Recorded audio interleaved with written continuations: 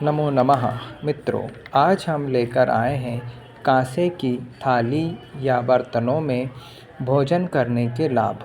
लेकिन एल्यूमीनियम कैसे प्रारंभ हुआ, यह भी जानना हमारे लिए बहुत ज़रूरी है। जब अंग्रेज़ों ने जेल में हमारे हिंदू और भारतीय कैदियों को रखा था, तब उन्होंने एक षड्यंत्र के तहत इन लोगों को एल्यूमीनियम के बर्तनों में भोजन बनाना और एल्यूमीनियम के बर्तनों में भोजन देना प्रारंभ किया था।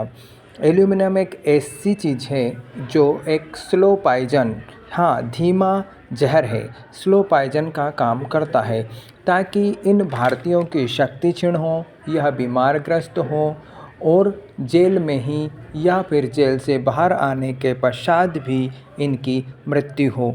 इसी षड्यंत्र के द्वारा एल्यूमीनियम के बर्तनों का प्रारंभ हमारे देश में किया है। हम सब जानते हैं एल्यूमीनियम कितना हानिकारक है, लेकिन हमारे इस अनमोल शरीर के लिए हम एक छोटा सा परिवर्तन करने को तैयार नहीं हैं। एल्यूमीनियम के बर्तनों में रोग उत्पन्न होने की क्षमता है, रोगग्रस्त बनाने की क्षमता है।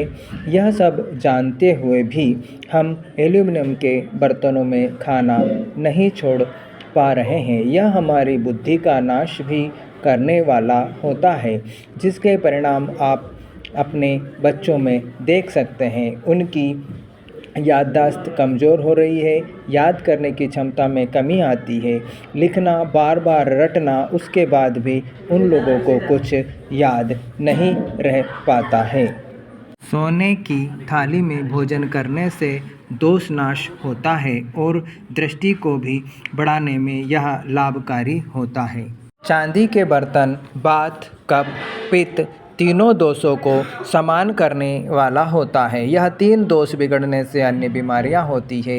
इसलिए चांदी के बर्तन में अगर हम भोजन करते हैं तो वह हमारे वात, कफ और पित्त तीनों दोषों को सम कर देता है। कांसे का पात्र बुद्धिप्रदम है, रक्त पित्त दोष नाशक होता है।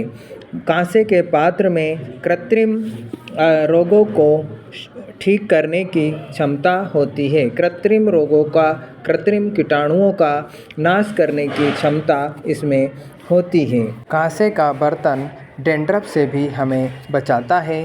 कांसे के बर्तन को पैरों में थोड़ा तेल लगाकर उसे रगड़ने से या हमारे शरीर की टॉक्सिन, गंदगी को निकालने भी प्रयोग किया जाता है।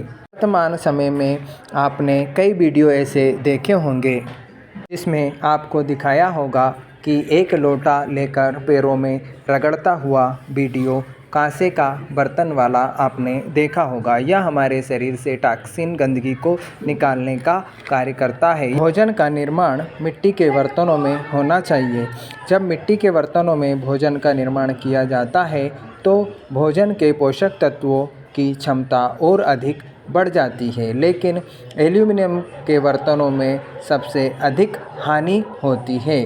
स्टील के बर्तनों में ना लाभ होता है ना हानि होती है। नदी के गिलास में पानी पीने से गले से संबंधित कोई भी रोग नहीं होते हैं। सोने के बर्तन में पानी ठंड के समय में पीना चाहिए और चांदी के बर्तनों में पानी गर्मी के समय में जो उत्तम होता है।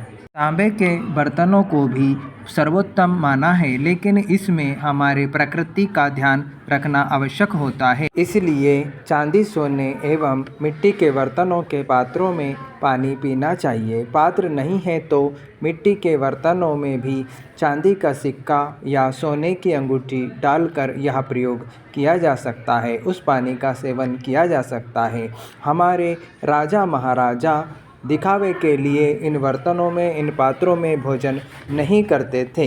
वे इसके गुणों के कारणों को ऋषि मुनियों के माध्यम से जानते थे। वर्तमान में आपने क्यूरीफाई, एक्वागार्ड ऐसी मशीनों में भी तांबे और या कॉपर, इसको बोलते हैं इंग्लिश भाषा में, जिसके पात्रों को लगाने का प्रचार प्रसार किया जा रहा है। इन मशीनों में लगाए भी जा रहे हैं। तो मित्रों, हम भी यह कार्य प्रारंभ करें। कांसे का पात्र लें जो कि हमारे भोजन के लिए, हमारे शरीर के लिए, हमारे भोजन के पोषक तत्वों के लिए सर्वोत्तम है।